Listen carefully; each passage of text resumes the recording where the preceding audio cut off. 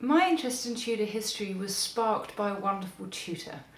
When I went to university, I already knew that I wanted to study history, but it was Dr. Susan Brigden, who was my tutor at Lincoln College, who really made me think that it was Tudor history, or at least the 16th century, that would capture my interest. And I certainly toyed with a few other things whilst I was at university, but in the end, the 16th century won my heart.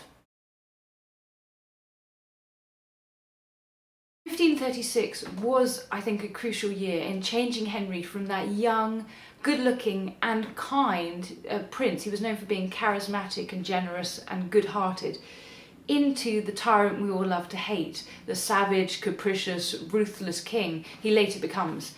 And I think it does this because of a number of losses and a number of threats and betrayals against Henry that come as blow by blow, one after another in this year. And of course the death of Catherine of Aragon, and to a much greater extent the death of Anne Boleyn, are parts of this, but it's also what they signify that matters. So it's the loss of an heir when Anne miscarries in January. It's the loss of his honour when she is alleged to have committed adultery against him, and of course the loss of his life. It's the loss of his illegitimate son, Henry Fitzroy, who's 17 and has been brought up probably in the royal nursery very close to the king. He dies in 1536. And it's also a story of betrayal. So Henry feels betrayed by Anne when she allegedly commits adultery. He feels betrayed by the rebels who rise up against him, 50,000 of them, a vast number at the end of 1536, who contest his religious policies, particularly the dissolution of the monasteries and his assumption of the title of Supreme Head of the Church of England.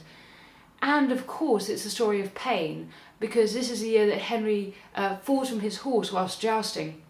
And this jousting accident results in an ulcer in his leg, which will give him pain for the rest of his life, which I think changes his temperament in and of itself. And also it's a real blow to his sense of masculinity, or manhood as they called it then, and his sense of honour. And people have suggested that actually maybe he even bruised his cerebral cortex, so like a sort of modern day American footballer who has bashed his head and then sees a change of temperament. Perhaps that affected Henry as well. In other words, I think this year is absolutely crucial in understanding Henry VIII's personality.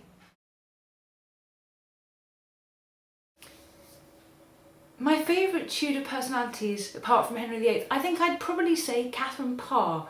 She's my favourite of the six wives, and I think, apart from two splendid biographies by Susan James and Linda Porter recently, has been somewhat overlooked.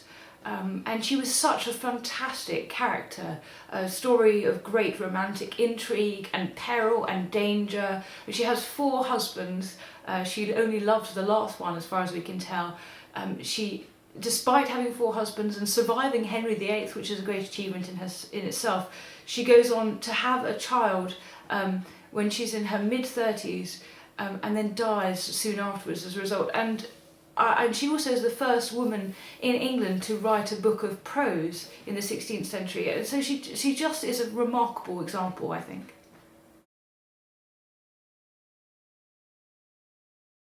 I don't think it's either of those, actually. I do think that Henry ordered the investigation, ordered Cromwell to carry out the investigation into Anne's alleged adultery, and I don't think that it was Cromwell plotting on his own without Henry. I really don't think the evidence sustains that, although I won't go into it in detail here, but I do think that Henry wanted the investigation, and I don't think he wanted it because he was tired of Anne or of her abrasive character or of any of the solutions that have been put forward.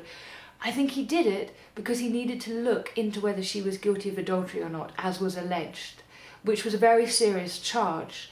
It was serious because in the 16th century, a woman's adultery was thought to suggest her husband's lack of sexual dominance. We don't necessarily get that at first sight, but we have to get into the gender politics of the day. And actually it's hammered home because in the trial of Anne and George Boleyn, her brother, Lord Rochford, George actually reads out loud his statement that Anne had told him that Henry wasn't skillful in copulating with a woman and had neither vigour nor potency. In other words, Henry is not good in bed, he's impotent. And this is said in front of 2,000 people.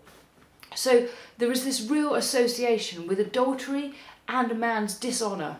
So Henry orders it to be looked into, and I think If we go according to the testimony of Lancelot de Car, the secretary to the French ambassador, in his account from June 1536, according to that one account, Henry orders Cromwell to look into it, but he says to Cromwell that if it turns out not to be true, it will be on pain of death for Cromwell, which alludes to an old principle called lex talionis, whereby someone who accuses somebody of something that turns out not to be true will suffer the consequences or the punishment for the crime themselves. It may not be the case, we've only got one source, but if it is the case, it does explain rather a lot, I think.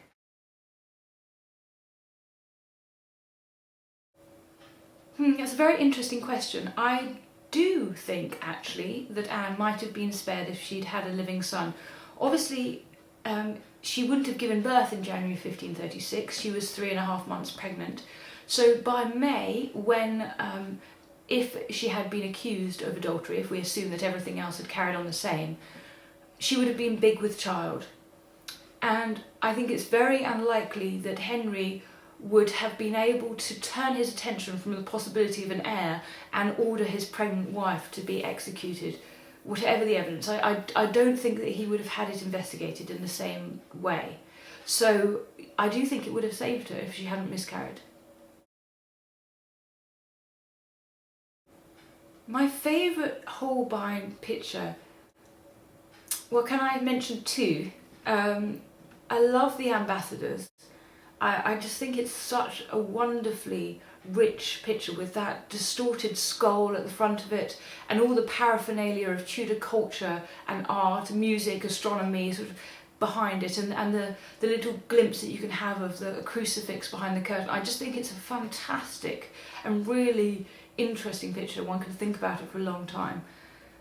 But I also love the painting of Charles de Saulier, probably less well known, also an ambassador who was painted by Holbein in the year or two before he painted Henry in the full-length picture we all know. And I think it was the basis for the picture that he then painted of Henry, because Saulier is looking straight on into the lens, as it were, and he is staring out at the spectator, and he's got these amazing green eyes and fantastic attire, and it's a really arresting portrait. So those are probably my top two, apart from the one of Henry VIII himself.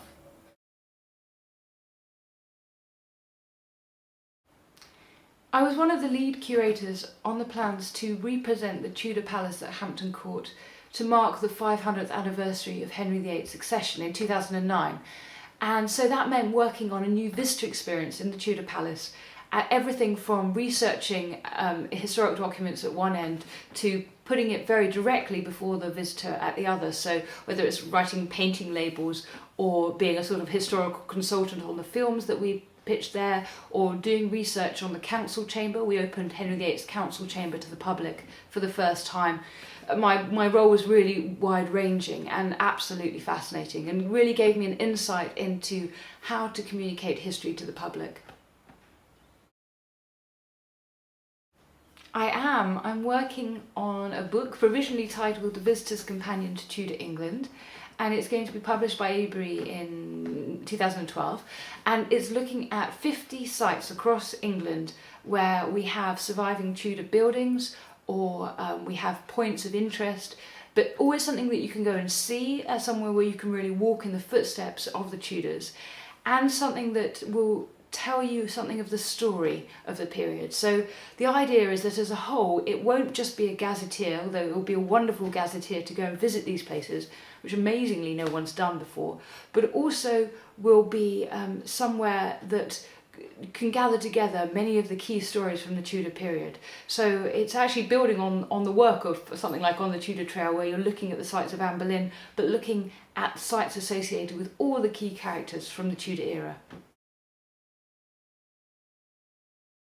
My favourite Tudor location, I'm afraid, has to be Hampton Court.